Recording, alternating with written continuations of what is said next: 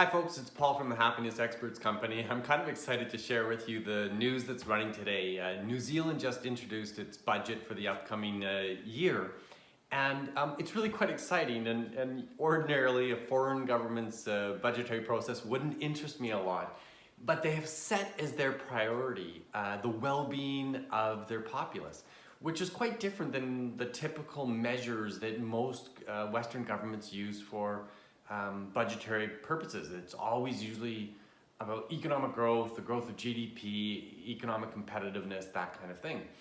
And the standard measure has been GDP per capita, so that the gross domestic product, the amount of money your country has per human being, is the measure somehow of success, of its overall well-being. And of course, this perhaps, arguably, is not a very good measure.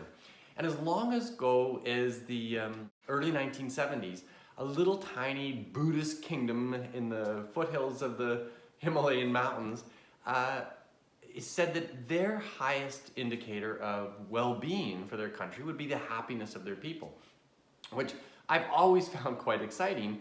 And now New Zealand has kind of made it official as the first Western country to measure the success of their government based on the well-being of their people.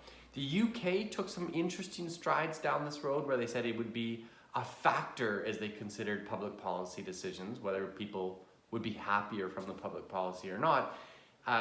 So that was good, but New Zealand's come out and said de facto that this is the most important thing that they're trying to achieve, is the well-being of their people. And it's a departure from economic growth being the most important thing. And of course, economic growth has demonstrably not made people happier. Take the United States, for example, where decade after decade, since basically we were first able to measure in the 1950s, the country has in fact become less happy. On average, people are less happy decade after decade. And that's in spite of phenomenal economic growth that's occurred in that same period, where GDP per capita has gone up and up and up. So what's going on here? Well, all we know for sure is that there's been tremendous amounts of economic inequality that's become more and more apparent through those years. So some people are very poor while others are extraordinarily rich. And that clearly is impacting the well-being of the country. Similarly, in the United States, access for everyone to reliable, high-quality healthcare is an issue.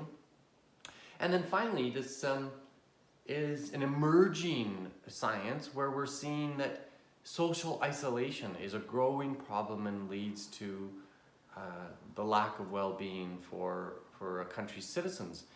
And so by shifting this focus from economic growth, which if the United States is the richest country in the world, ought to be the happiest country in the world if that were a fair measure. Instead, we're looking at actual measurements of well-being, which is exactly where we need to go.